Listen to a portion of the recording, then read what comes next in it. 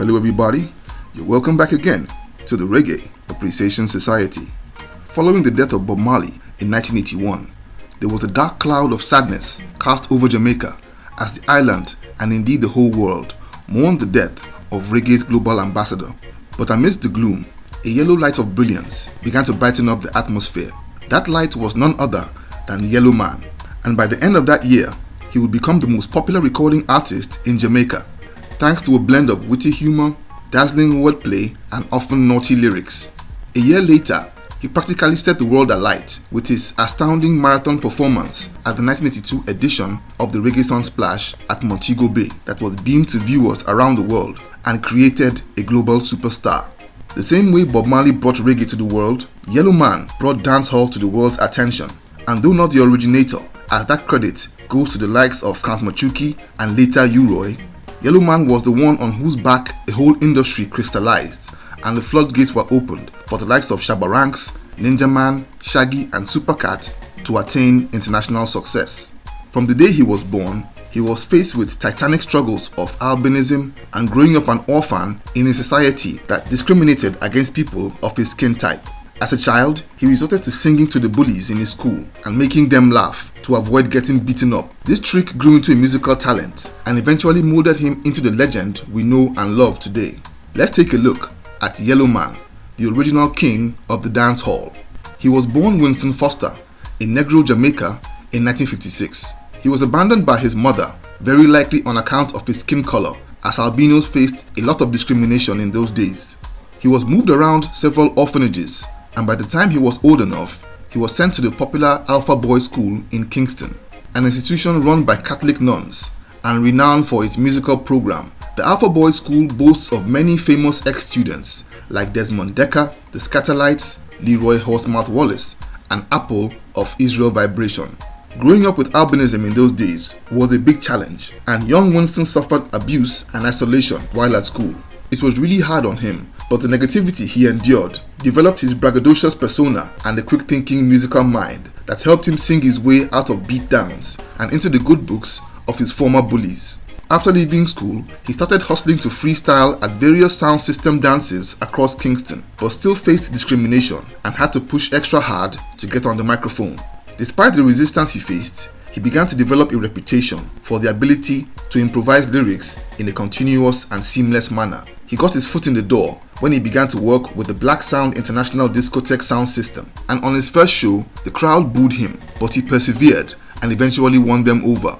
He was becoming a local phenomenon, but still largely faced rejection and was ignored by producers over his skin color.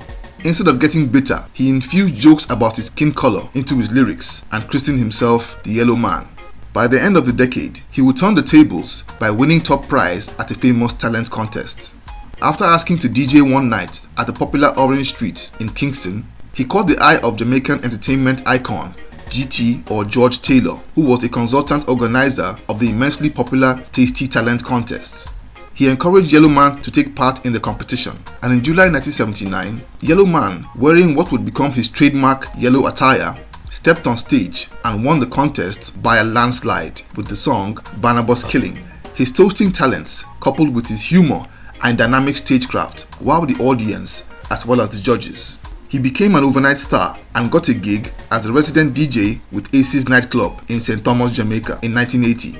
He became known for his vulgar lyrics, or slackness as known in Jamaica, which is music replete with references to sex or violence. His first album, They Ma Mad Over Me, was released in 1981 under Channel 1 Studios and pushed him even higher into the spotlight. The slackness in it was however criticized, with even Peter Tosh criticizing his music for being demeaning to women. He was good friends with Bob Marley and hung out often at Bob's home at number 56 Hope Road. In a recent interview, he said that he loved Bob's company, but that Bob's kids always give him a hard time. Ziggy and Steven in particular loved his style and would make him freestyle to them for hours. Sometimes he would tell Bob he had to leave before his kids got back from school or he would be in trouble. Bob would always laugh and find a way to delay him until the boys would return and run to Yellowman. His rise coincided with the cultural shift in Jamaica from roots reggae to dancehall, but roots reggae was still at the absolute strongest, with the likes of Bob Marley, Jimmy Cliff, and Peter Tosh at the top of their game. His debut album had been a strong local success, but when he partnered with pioneer dancehall producer Henry John Joe Laws for his next LP titled Mr. Yellowman, he rose to international prominence when it was released in 1982. He took dancehall to a whole new level and is credited with installing a smooth transition between the roots era and the new dancehall wave. The Mr. Yellowman album penetrated the US and UK markets, and he went on to release a string of singles and collaborative albums that also added to his star power. 1982 would end on a high as he gave a stellar performance at that year's Reggae Sunsplash, which has gone down as one of the most iconic in the history of the festival. His stagecraft, humor and flow swept the audience away and is one of the best known live reggae performances ever. It was packaged as Yellowman Live at Reggae Sunsplash, with the live album and video selling well all over the world. In fact, the first time I ever heard of Yellowman was when I watched a VHS tape of his performance at the Reggae Sunsplash as a kid. I was blown away and immediately began to look for his music. But despite the breakthrough in that year, he got some bad news with a diagnosis that he had cancer and was given 3 years to live. But after several surgery procedures, he was adjudged to be cured and continued on his career. If Mr. Yellowman brought him international recognition, his next album in 1983's Zungu Zung Zugu Zungu Zeng made him a household name all over the globe and caught the attention of CBS Records. CBS Records signed him the same year, and it was one for the history books, as it was the first time a reggae DJ was signed by a major international US record label. He released his next album, King Yellowman, in 1984 under Columbia Records. This album was another classic that had some of his most iconic songs like Jamaica Nice, Keep On Moving, Still Be a Lady, and Reggae Calypso. By the mid-1980s, it seemed like Yellowman could do no wrong, with every album a critical and commercial hit, like 1984's Nobody Move and 1985's Galong Galong, which was powered by the genius rhythm section of Sly and Robbie. He was then a big star, but also a very controversial figure, as many reggae fans and journalists took exception to his pornographic lyrics and slack subject matter. This led to a lot of his music getting banned in Jamaica. In 1986, and at the absolute top of his game, he was told again that the cancer, which was supposed to have been cured 4 years earlier, had spread to his jaw and throat. He was made to undergo surgery that removed part of his jaw to treat the disease, and that procedure left him disfigured. Many lesser men may have thrown in the towel, but Yellowman fought hard, and by 1987 he was back with 2 albums in Blueberry Hill and Yellow Like Cheese, which were well received in the market. He released 3 more albums that year and seemed to be back to his prolific form.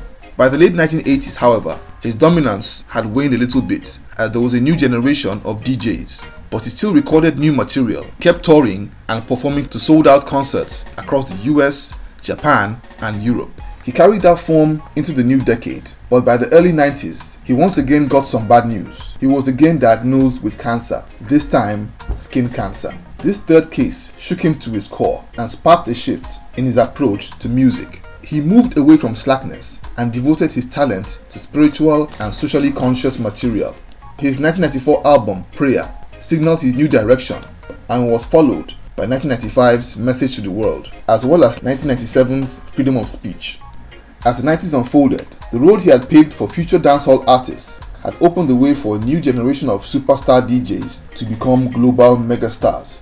This new batch included Shabba Ranks, Shaggy, Mad Cobra and Supercat, who all enjoyed the international spotlight with international record deals with US record labels. After releasing 2003's New York album, he took a 16-year break from recording and focused on delivering live performances and touring. But he returned in 2019 with the album No More War, which was released on Yellow Baby Records, a label owned by his daughter Karima Foster. Today, Yellowman is enjoying semi-retirement as a senior citizen of dancehall and one who not only introduced the world to that form of music but also paved the way for future artists to follow and achieve unbelievable international success. So there you have it. Thank you for watching the video today. Please leave a like, subscribe, and until next time, jobless.